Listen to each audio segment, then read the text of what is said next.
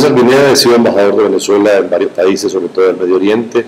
También estuve embajador en Corea del Sur, profesor universitario, tanto en Venezuela como en Europa, en la Universidad de Salamanca, he sido conferencista, en la Universidad de Distancia de Madrid y en la Universidad de Ginebra, en Suiza. He sido invitado a este foro para hablar del tema del constitucionalismo internacional. Es una nueva realidad en el estudio del derecho, algo muy original. Sobre todo los franceses lo han desarrollado. En América Latina hay poca bibliografía en materia de derecho constitucional internacional. Yo parto del concepto de que hay un proceso indetenible de la internacionalización del derecho y particularmente del derecho constitucional. Es decir, todos los derechos de las constituciones de los estados, que eran basadas en el principio de soberanía absoluta, con poca aceptación de las normas internacionales, cada vez más, y especialmente después de 1945, con la creación de las Naciones Unidas, fue tomando criterios de carácter universal, normas, principios, señalamientos, supuestos, que han pasado a ser parte integrante de los mecanismos constitucionales en cada país. No solamente la Carta de Naciones Unidas, que se ve ya reflejada en las constituciones, sino los tratados internacionales, tanto multilaterales de los organismos internacionales, por ejemplo, en materia de cultura, en materia de salud, en materia de trabajo, en materia de comercio. La OIT, con sus resoluciones, cuando se deciden y se toman a nivel internacional, pasan a los órdenes jurídicos, tanto constitucionales como legales. Lo mismo pasa en materia, por ejemplo, de energía nuclear, lo que ha hecho la Agencia Internacional de Energía Atómica desde 1957, impregna ya la normativa constitucional y legal de cada país. Es decir, hay un proceso de internacionalización del derecho constitucional y de una constitucionalización del derecho internacional. Igualmente yo voy a tocar el tema de una estructura regional que es supranacional, casi federativa, como es la Unión Europea, donde además de una constitución de cada país hay una especie de supraconstitucionalidad, hoy recogida en el Tratado de Lisboa aprobado en 2009,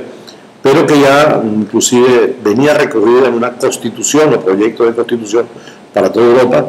que desgraciadamente se ha aprobado por todos los estados, pero con el voto negativo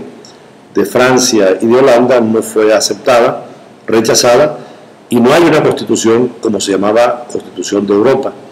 Sin embargo, el Tratado de Lisboa, gracias a Sarkozy de Francia y a Angela Merkel de Alemania, recoge lo fundamental de esa constitución o de proyecto constitucional, y con eso podríamos hablar de un constitucionalismo internacional europeo. De hecho, tiene una sola moneda, en la parte económica hay unidad de criterios, en la parte cultural hay también unidad de criterios, hay un espacio común de seguridad y defensa, por el Tratado de Schengen hay un espacio geopolítico, geográfico único, y cada vez más hay una concepción de los derechos humanos supranacionales, un tribunal europeo. Es decir, hay realmente una realidad constitucional internacional que la voy a tocar durante la conferencia. Por supuesto, hay organismos como la Comisión y el Consejo Europeo, la Corte Suprema de Justicia Europea, está también el Comité de Regiones, que además influyen mucho en la nueva concepción de América Latina, sobre todo con la tesis brasileña de UNASUR, de copiar el modelo de la Unión Europea en lo que se pueda, como proceso de constitucionalismo internacional. Y finalmente voy a tocar el tema de la Corte Penal Internacional, que es un fenómeno muy interesante porque en materia penal los estados eran muy conservadores, muy tradicionales, y no querían que nadie tuviera injerencia en los asuntos penales. Hoy en día la Corte Penal es un tribunal universal permanente, ha definido por Tratado Internacional sobre los delitos, obliga a los estados, inclusive con orden de arresto contra presidentes como el caso de Omar Bashir en Sudán y el caso del mismo Gaddafi, que tiene ahorita en problemas a la comunidad internacional por la situación de Libia, uno que tiene 42 años en el poder, un militar que no quiere salir precisamente del poder, y donde los jóvenes en la primavera, que empezó en Túnez con Ben Ali, después de 23 años lo sacaron del poder militar, que llegó al poder por golpe de Estado, en el caso de Mubarak 32 años, en el caso de Saleh en Yemen 32 años también, y hasta en Siria hemos visto los movimientos de cambio, y por supuesto en todo el mundo árabe,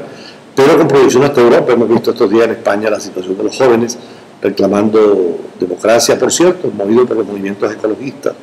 porque la ecología es uno de los temas que más se ha constitucionalizado en el mundo, empezando por tratados internacionales, hoy en día forma parte de la Constitución.